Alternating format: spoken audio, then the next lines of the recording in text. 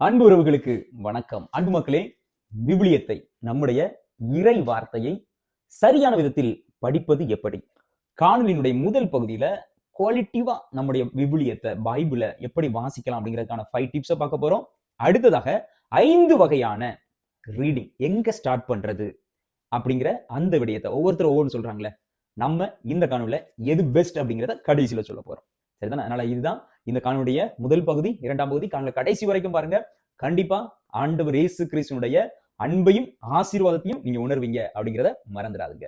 முதல்ல இந்த காணொலிக்குள்ள போறதுக்கு முன்னாடி ஒரு விடயத்தை உளமாற நம்ம அதை அக்செப்ட் பண்ணணும், ஏற்றுக்கொள்ளணும். அது என்ன அப்படின்னா, இன்னைக்கு உலகம் முழுவதும் கத்தோலிக்க திருவை நிறைந்திருந்தாலும் ஒரே ஆயன் ஒரே மந்தை அப்படிங்கிற சூழல் இருக்கிற ஒரே திருவை நம்முடைய கத்தோலிக்க திருவை தான் அப்படின்னு இருந்தாலும், நம்ம ஏற்றுக்கொள்ளக்கூடிய ஒரு கசப்பான உண்மை என்ன அப்படின்னா, நம்மிடமிருந்து பிரிந்து போன பிரிவினை சபையாரை விட விவிலிய அறிவு அல்லது விவிலியத்தை குறித்து ஒரு தெளிவு என்பது நம்மிடம் இல்லை அப்படிங்கிறத முதல் விடயத்தை நம்ம ஏற்றுக்கொள்ளணும். ஆனா உண்மையிலேயே இன்றைய தலைமுறையினர் இன்னும் நிறைய விவிலியத்தை வாசிக்க ஆரம்பிக்கிறாங்க அப்படிங்கிறத கண்கூட நான் பார்க்கிறேன். அந்த முதல்ல அக்செப்டன்ஸ் அப்படிங்கிறது நமக்கு வேணும். நம்ம அக்செப்ட் பண்ணாதான் அடுத்த கட்டத்துக்குள்ள போக முடியும். சரிதானே? அதனால முதல் டிப்ஸ் என்ன அப்படின்னு சொல்லி பாத்தீங்க அப்படின்னா, ஒரு நல்ல ஜெபம்.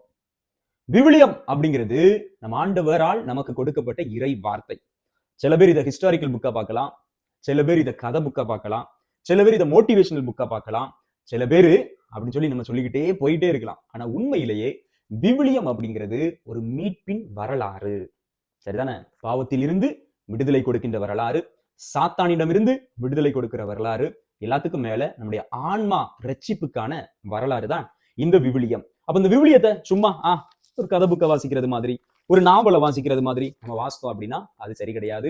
மாறாக தனியா ஒரு இடத்துக்கு போய் ஆண்டவர் என்கிட்ட என்ன சொல்றார் அப்படிங்கிறத உணர்ந்து அதை தேடி ஒரு உள்ளார்ந்த வாஞ்சையோடு நம்ம வாசிக்க அமரணும். அது ஆண்டவருடைய பாதத்துல நம்ம இருந்து நம்ம வாசித்தோம் அப்படின்னா அது உண்மையிலேயே குவாலிட்டிவா இருக்கும் அப்படிங்கிறத மறந்துடாதுங்க. அதனால முதல் ஸ்டெப்பா நான் சொல்றது, ஒரு நல்ல ஜெபத்தோடு நீங்கள் விவிலியத்தை வாசிக்க ஆரம்பிக்க வேண்டும். ஒவ்வொரு நாளும், முதல் நாள் நான் வாசிக்க போறேன் அப்படி இல்லை, ஒவ்வொரு நாளும் விவிலியத்தை ஆரம்பிக்கும் பொழுது ஏனோ தானோ நீ வாசிக்காம நீங்க தினமும் ஜெபத்தோடு வாசிக்க ஆரம்பிக்க வேண்டும்.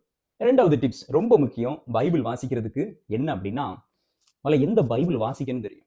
என்ன ஃபாதர், பைபிள்ல பழைய ஏற்பாடு புதிய ஏற்பாடு உண்டு, இப்ப என்ன எந்த பைபிள் வாசிக்கணும்னு சொல்றீங்க அப்படின்னா, இன்னைக்கு நம்ம சூழல் அப்படிதான் இருக்குது மக்களே. ஏன்னா 2000 வருஷமா ஆண்டவர் இயேசு கிறிஸ்து ஏற்படுத்திய கத்தோலிக்க திருச்சபை 73 புத்தகங்களை கொண்டதுதான் பைபிள் அப்படின்னு சொல்லு. ஒரு 500 வருஷத்துக்கு முன்னாடி, இடையில 2000 வருஷம் இங்க இருக்கு, 500 வருஷத்துக்கு முன்னாடி வந்த கிரேட் ஜென்டில்மேன், த ஸ்காலர், என்ன போல ஒரு கேத்தலிக் பிரீஸ்ட், அவர் தான் மார்ட்டின் லூத்தர். அவரு ஒரு 7 புத்தகத்தை இந்த 73ல இருந்து தூக்கி தூர வச்சுட்டு 66 புத்தகம் தான் சரி அப்படின்னு சொல்றாரு.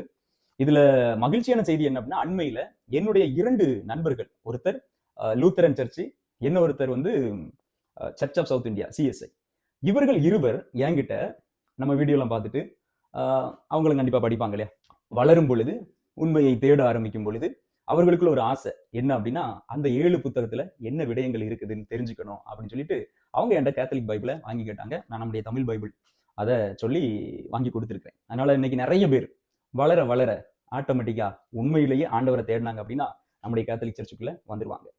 அன்பு மக்களே, இப்போ எது சிறந்த வேர்ஷன் அப்படிங்கிறத நம்ம பார்க்கணும். தமிழை பொறுத்த வரைக்கும் பிரச்சனை இல்லை, ஒரு பிரச்சனை உண்டு. குறிப்பா காணொலியை பார்த்துட்டு இருக்க பெரியவங்க அதை சொல்லலாம், பழைய தமிழ் பைபிள் தான் எங்களுக்கு பிடிச்சிருந்து அப்படின்னு நிறைய பேர் என்கிட்ட சொல்லி நான் கேட்டிருக்கிறேன் பங்குல இருக்கும்போதே.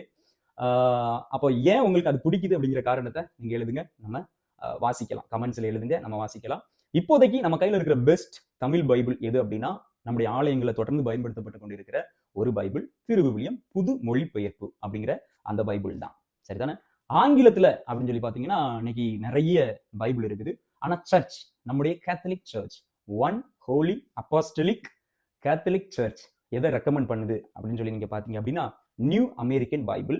2வது இந்த பைபிள், இது பைபிள் பேர் என்ன அப்படின்னா ஹோலி பைபிள் தி நியூ ரிவைஸ்டு ஸ்டாண்டர்ட் வெர்ஷன். சரிதானே? கேத்தலிக் எடிஷன் ஃபார் இந்தியா அப்படிங்கிறதும் அங்கு நமக்கு எழுதப்பட்டிருக்கிறது. அப்போ இது ஒரு முக்கியமான ஒரு பைபிள். ஆங்கிலத்துல இந்த 2ஐயும் நம்ம கண்டிப்பா படிக்கலாம். இது போக நியூ ஜெருசலேம் பைபிள் அப்படின்னு ஒரு பைபிள் இருக்கு, அதையும் சர்ச் அக்செப்ட் பண்றாங்க. அப்போ இதுதான் முக்கியமான வெர்ஷன். இது கண்டிப்பா நமக்கு தேவை. நீங்க ஒருவேளை உங்க கையில என்ன பைபிள் வச்சிருக்கீங்க அப்படின்னு சொல்லிட்டு கொஞ்சம் பாருங்க. அன்பு மக்களை நல்லா கவனிக்கணும். உலகம் முழுக்க இருக்கிற இனம், மொழி, கலாச்சாரம், கண்டங்கள், கடல்கள் கடந்து இருக்கிற எல்லா கத்தோலிக்க கிறிஸ்தவர்களும் என்ன, எல்லா கத்தோலிக்க கிறிஸ்தவர்களுடைய நம்பிக்கை எதனுடைய அடிப்படையில தான் இருக்கு? இந்த 73 புத்தகங்களை கொண்ட பைபிள் அப்படிங்கிறது மீது தான் இருக்கு. அப்படித்தானே? ஆனா மார்ட்டின் லூத்தர் பின்னாடி போன 66 புத்தகம் தான் என் பைபிள் அப்படின்னு சொல்லிட்டு இருக்கிற நம்முடைய சகோதரர்கள், பிரிவினை சகோதரர்கள் எத்தனை குரூப்பா பிரிஞ்சு கிடக்காங்க. முதல்ல அவங்க பாஸ்டர்ஸ் அவங்களால ஒற்றுமையா வர முடியுமா? ஆளாளுக்கு தடி எடுத்தவெல்லாம் தண்டக்காரன் அப்படின்னு சொல்லிட்டு மக்கள் உண்மையிலேயே பாவம் அவர்களை பின்பற்றுகிறவர்கள். ஆளுக்கு ஒரு திருச்சபை பேரை வச்சுக்கிட்டு இன்னைக்கு அவங்க பண்ற அந்த வேலைகள் எல்லாம் மக்கள் மிக சீக்கிரத்தில் கண்டுபிடிப்பாங்க. அது எப்படி? நீங்களே சொல்லுங்களேன். ஒரு விசுவாசம் இப்படி பல திசைகள்ல பிரிஞ்சு கிடக்கும். பிரிஞ்சு கிடந்தா போதாது, மாறி மாறி சண்டை போட்டுட்டு, மாறி மாறி அசிங்கப்படுத்திட்டு. தெரியல, எனக்கு புரியல. உங்களுடைய கருத்துக்களை நீங்க சொல்லலாம். 3வது டிப்ஸ் மக்களே, பைபிள் அப்படிங்கிறது இன்றளவும் நமக்கு பொருள் தரக்கூடியது அப்படின்னு தெரியும். ஆனா இதனுடைய பொருளை இன்னும் அதிகமாக தெரிந்து கொள்வதற்கு மிக முக்கியமானது அந்த டெக்ஸ்ட்டை வாசிக்கிறதுக்கு முன்னாடி கான்டெக்ஸ்ட் அப்படிங்கிறத நம்ம தெரிஞ்சிருக்கணும். அதாவது வார்த்தையை வாசிப்பதற்கு முன்னாடி அதனுடைய பின்னணியை தெரிஞ்சிருக்கணும். அதனால நம்முடைய தமிழ் பைபிளை நீங்க பாத்தீங்கன்னா ஒவ்வொரு புத்தகத்துக்கு முன்னாடி ஒரு சுருக்கமான பின்னணி, அந்த சூழல், யாருக்கு இதெல்லாம் எழுதப்பட்டது அப்படிங்கிறத மிக தெளிவாக அது சொல்லியிருக்கும். அப்போ ஒரு 4-5 கேள்விகள் நீங்க ஒரு வார்த்தையை வாசிக்கும் பொழுது நீங்க கேள்வி கேட்கணும். ஒண்ணு யாருக்கு, ஹூ, ஹூம், யார் யாருக்கு சொல்றது அப்படிங்கிறத நம்ம நல்லா தெரிஞ்சுக்கணும். அடுத்து வென், எப்போ இது எழுதப்பட்டது அப்படிங்கிறத நம்ம தெரிஞ்சிருக்கணும். ஒய், ஏன் இது சொல்லப்பட்டது அப்படிங்கிறத நல்லா தெரிஞ்சிருக்கணும். வேர், எங்கே இது சொல்லப்பட்டது அப்படிங்கிற அந்த 5 கொஸ்டினை நம்ம கேட்டு படிக்கணும். அந்த கான்டெக்ஸ்ட், அந்த சூழல் ரொம்ப முக்கியம். ஏன்னா நிறைய நேரத்துல இன்னைக்கு பிரிவினை சபை போதகர்கள் தவறான விதத்துல மக்களை வழிநடத்துறதுக்கு காரணம் அவங்களுக்கு கான்டெக்ஸ்ட் தெரியாது. கேத்தலிக் பிரீஸ்ட், ஒரு கேத்தலிக் பாதிரியார் அப்படிங்கிறவர் குறைஞ்சது 12 வருஷம் 13 வருஷம், சில பேர் 14 வருஷம் படிக்கிறாங்க. அதுக்கு பிறகும் விபிலியத்துல ஆய்வுகளை செய்வாங்க. இந்த இடத்துல ஒரு உண்மையை நான் சொல்லணும் அப்படின்னு நினைக்கிறேன். எனக்கு நல்லா தெரியும் பைபிள்ல ஒரு ரிசர்ச் பண்றது அப்படிங்கிறது எவ்வளவு கஷ்டம் அப்படின்னு சொல்லிட்டு. என்னதான் குருமடத்துல நம்ம படிச்சாலும் வெளியே வந்து ஒரு மாஸ்டர்ஸ் முடிச்சுட்டு, லைசன்ஷிப் சொல்லுவோம், அதை முடிச்சுட்டு திரும்ப டாக்டரேட் பைபிள்ல பண்றது எவ்வளவு கஷ்டம்னு சொல்லிட்டு நிறைய நம்ம பேரு மாஸ்டர்ஸ் வரைக்கும் போறவங்க, டாக்டரேட் பண்ண முடியாம வந்துருவாங்க. ஏன் அப்படின்னா குறைந்தது ஒரு 7-8 மொழிகள்ல நம்ம சிறப்பு நிபுணத்துவம் பெற்றிருந்தா மட்டும்தான் நம்ம அதெல்லாம் படிக்க முடியும். ஆனால் அந்த கான்டெக்ஸ்ட் அப்படிங்கிறது ரொம்ப முக்கியம். அந்த ரூட் அப்படிங்கிறது ரொம்ப முக்கியம். அந்த வேர்ச்சொல், இப்போ வேர்ச்சொல் தெரியும்னா எபிரேயம் தெரியணும், அராமைக் தெரியணும், கிரேக்கம் தெரியணும், லத்தீன் தெரியணும். இந்த இதெல்லாம் தாண்டி கமெண்ட்ரிஸ் யார் அதிகமாக எழுதியிருப்பாங்கன்னா ஜெர்மன்ல உள்ள scholars, Italian scholars, French scholars, Dutch scholars, இவங்க அதிகமாக எழுதியிருப்பாங்க. அப்போ இவ்வளவு மொழிகள் தெரிஞ்சாதான் நிறைய விடயங்களை சொல்ல முடியும். அப்போ ஜெருசலேம்ல இருக்கிற பைபிள் காலேஜா இருந்தாலும் சரி, கிறிஸ்தவம் பல விதத்துல, அதாவது பீக், ஒரு உச்சத்தை அடைந்த இந்த யூரோப் இங்க இருக்கிற பிப்ளிக்கல் காலேஜஸா இருந்தாலும் சரி, அதிகமா இருக்கிறது யார் கையில தான் இருக்கும்? கேத்தலிக் சர்ச்சில் தான் இருக்கும். Because I always say Bible is the child of Catholic church. வரலாறு தெரிஞ்சவங்களுக்கு இது புரியும், புரியாதவங்களை குறித்து கவலைப்பட போறது கிடையாது.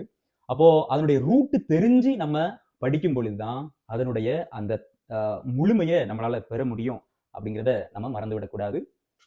கொஞ்சம் யோசிக்கிடுங்க. உங்களுடைய பாஸ்டர் எத்தனை நாட்கள் பைபிளை படிச்சாரோ தெரியல, எத்தனை மாதங்கள் படிச்சாரோ தெரியல, எத்தனை லாங்குவேஜ் படிச்சாரோ தெரியல. ஆனாலும் அவங்க போதிக்கிறாங்க, வெல் அண்ட் குட், கடவுளுடைய திருவுளத்தின்படி நடக்குதுன்னு நம்பும். அதனால பிரச்சனை இல்லை, தாழ்வு இல்லை. 4வது டிப்ஸ், அன்பு மக்களே, 4வது டிப்ஸ் ரொம்ப சிம்பிள் தான். என்ன அப்படின்னா, விவிலியத்தை வாசிக்கும் பொழுது நம்ம நிறுத்தி நிதானமா வாசிக்கணும். இன்னைக்கு நம்ம மக்கள்லயே சில பேர் 1 வருஷத்துல பைபிளை படிச்சிடலாம் அப்படின்னு சொல்லிட்டு ஒரு விதமா போறது. ஓகே, குறைந்தபட்சம் நம்ம படிக்கணும் அப்படிங்கிற அந்த நல்ல எண்ணத்தை நான் பாராட்டுறேன். ஆனா ஒரு ஆண்டுக்குள்ள நான் படிச்சுட்டேன், அது என் வாழ்க்கையை மாத்தல அப்படின்னா அதுல எனக்கு உடன்பாடு இல்லை. அப்போ அதை எப்படி படிக்கணும் அப்படிங்கிறது நிறைய இருக்கு. அதை தான் நான் இப்போ டிப்ஸ் சொல்லிக்கிட்டு இருக்கிறேன். ரொம்ப முக்கியமானது ரீட் ஸ்லோலி அண்ட் மெடிடேட்டிவ்லி. சரிதானே? அது ரொம்ப முக்கியம். பைபிளை ரொம்ப ஸ்லோவா நிதானமா வாசிக்கணும். அன்னை மரியா குறித்து நம்ம பார்க்கிறோம் இல்லையா? அன்னை மரியா தன்னுடைய நடந்த நிகழ்வுகள் எல்லாத்தையும் தன்னுடைய உள்ளத்துக்குள் வைத்து தியானித்து கொண்டிருந்தார் அப்படின்னு சொல்லிட்டு. அதுதான் உண்மையான மெடிடேட்டிவ் ரீடிங். 5வது டிப்ஸ், பைபிள் அப்படிங்கிறது உங்களுக்கு ஒரு பர்சனலா இருக்கணும். முன்னாடி ஊருக்கு ஒரு பைபிள் இருந்திருக்கும், அப்புறம் வீட்டுக்கு ஒரு பைபிளா இருக்கும். இன்னைக்கு நம்ம ஆளுக்கு ஒரு பைபிளை கண்டிப்பாக வைக்க வேண்டும். ஆளுக்கு ஒரு அலைபேசிலாம் அன்னைக்கு நம்ம வைத்திருக்கிறோம் இல்லையா? அதுவே வாங்கிக்க முடியுது. ஒரு பைபிள் மிஞ்சி மிஞ்சி ஒரு 300 ரூபா 400 ரூபா நம்ம ரூபாய்க்கு வரும்.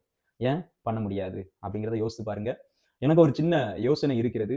இந்த ஆண்டு தொடக்கத்துல இருந்தே தொடர்ந்து ஒரு எண்ண ஓட்டம் எனக்குள்ள வந்தது என்ன அப்படின்னா, குறைந்தபட்சம் ஒரு 500 பேருக்காவது இந்த ஆண்டு பைபிள் நம்ம வாங்கி கொடுக்கணும். நல்ல தரமான பைபிள். சும்மா இந்த கையில கல்லகலாம் இன்னைக்கு கொடுக்குறாங்க இல்லையா, தூக்கி போடுற மாதிரி, அந்த மாதிரி இல்லை.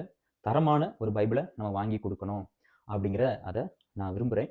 இந்த பணியில இணைகிறவங்க நான் கீழே டிஸ்கிரிப்ஷன் கொடுக்குறேன். அது மூலமா என்னோடு நீங்கள் தொடர்பு கொள்ளலாம். நம்ம டிஸ்கஸ் பண்ணுவோம், எப்படி கொடுக்கலாம், யாருக்கு கொடுக்கலாம் அப்படிங்கிறத. குறிப்பா உங்களுடைய அன்பளிப்பு அந்த பெயரோடையே அதை நம்ம கொடுப்போம் அப்படிங்கிறதையும் அந்த நேரத்தில் பதிவு செய்கிறேன். ஏன் இதை நான் விரும்புகிறேன் அப்படிங்கிறதையும் நான் சொல்லிக்கிறேன். ஒன்று, நீண்ட நாள் என்ன ஓட்டம் என்னுடைய ஜெபத்தில் திருப்பலியில் ஒப்பு கொடுக்கும்போது அதை நம்ம செய்யணும் அப்படிங்கிற ஒரு தூண்டுதல் எனக்கு தொடர்ந்து வந்துகிட்டு இருக்குது. ரெண்டாவது, இந்த நம்முடைய கரங்கள் இருக்கிற பைபிள் சாதாரண நம்ம கைக்கு வந்தது கிடையாது. உங்களை கிறிஸ்தவர்களாக நம்ம இருக்கிறோம், அதுவும் கேத்தலிக் கிறிஸ்டினாக இருக்கிறோம் அப்படின்னா அது ஒரு பெரிய ப்ரௌட். அதுவும் நம்ம பைபிள் இன்னைக்கு அவ்வளோ எளிதாக நம்ம வாசிக்கிட்டு இருக்கிறோம் அப்படின்னா உண்மையிலேயே கடவுளுடைய கிருபை, அனுக்கிரகம். இன்னைக்கு நிறைய நாடுகளில் பைபிள் ஒதுக்கப்பட முடியாது. நிறைய இடங்கள்ல இந்த பைபிளுக்காக பல பேர் ரத்தம் செஞ்சிருக்கிறாங்க. குறிப்பாக நம்முடைய கேத்தலிக் சர்ச்சில் பார்த்தீங்கன்னா நிறைய மறைசாட்சிகள் இந்த விவிலியத்திற்காகவே உயிரை விட்டிருக்கிறார்கள் அப்படிங்கிறது உங்களுக்கு தெரியும். நம்ம எளிதாக நம்ம கையில் இருக்க, இன்னைக்கு இன்னும் நம்ம கூட இருக்கிறவங்க, நம்ம கூட வாழ்ந்துகிட்டு இருக்கவங்க நிறைய பேருக்கு அது போய் சேரலை அப்படிங்கிறது உண்மையிலேயே மன வருத்தமாக தான் இருக்குது. நல்ல உள்ளங்கள் வாங்க, இணைவோம், நல்ல காரியங்களை செய்வோம். திருச்சபைக்காகவும் நம்ம ஆண்டவர் இயேசு கிறிஸ்துக்காகவும் நம்ம அதை செய்வோம். தொடர்ந்து நம்ம திட்டமிட்டு உங்களோட கலந்து ஆலோசித்து இந்த காரியத்தை நம்ம நல்லபடியாக வெற்றிகரமாக செய்யலாம். மீண்டும் இந்த இடத்துல இருந்து நம்ம மக்களுக்கு அதை நம்ம சொல்றோம், ஒரு டெஸ்டிமோனி, ஒரு சாட்சி நம்ம கொடுக்குறோம் அப்படிங்கிறதையும் இந்த நேரத்தில் மகிழ்ச்சியோடு பதிவு செய்து கொள்கிறேன். அப்போ தனிப்பட்ட ஒரு விவிலியம் எதற்கு அப்படின்னு நான் சொல்றேன் அப்படின்னா, நீங்க அதை அண்டர்லைன் பண்ணிக்கணும், உங்களுக்கு பிடிச்ச வசனங்களை எழுதி வச்சுக்கணும். கூடவே நீங்க ஒரு டைரி, ஒரு ஜேர்னல் ரைட்டிங் வச்சுக்கணும். உங்களுக்கு பிடிச்ச வசனங்களை நீங்க அதில் எழுதி அதை திரும்ப திரும்ப திரும்ப திரும்ப மெடிடேட் பண்ணணும். ஒரு நாளைக்கு ஒரு வசனம் அப்படிங்கிறத மறந்துடக்கூடாது. அது திரும்ப திரும்ப சொல்லி சொல்லி பார்க்கணும். அப்போ வார்த்தை என்பது நம்முடைய வாழ்க்கையை உரசி பார்க்கவில்லை என்றால், வார்த்தை என்பது நம்முடைய வாழ்க்கையை தொடவில்லை என்றால், வார்த்தை என்பது நம்முடைய வாழ்க்கையை மாற்றவில்லை என்றால், ஒரு டிரான்ஸ்ஃபர்மேஷன் கொடுக்கல அப்படின்னா நீங்க பைபிள் படிச்சு வேஸ்ட். அதனால தான் காணொலியில் நான் முதலே சொன்னேன், குவான்டிட்டி முக்கியம் கிடையாது, குவாலிட்டி தான் முக்கியம், தரம் தான் முக்கியம். அளவு, எவ்வளவு நேரம் நான் பைபிளை வாசிச்சிருக்கேன் அப்படிங்கிறது முக்கியம் இல்லை, அந்த அளவு அதுதான் முக்கியம் அப்படிங்கிறதுல நான் மிக ஆழமாக நம்புறேன். அதனால ஒரு ஜேர்னலை போட்டு எழுதி நீங்க ஒவ்வொரு நேரமும் இந்த வார்த்தை என்னுடைய வாழ்க்கையில எப்படி அப்ளை ஆகுது, நான் இதை எப்படி விசுவசிக்கிறேன், அதன் மூலமா என்னுடைய வாழ்க்கை எப்படி மாறணும் அப்படிங்கிறத நீங்க ரொம்ப தெளிவாக ஒரு முடிவெடுக்க வேண்டும். அன்பு மக்களே, உங்களுக்கு நல்லா தெரியும் பைபிள் 2 பகுதிகளை கொண்டது. ஒன்று புதிய ஏற்பாடு, இன்னொன்று பழைய ஏற்பாடு.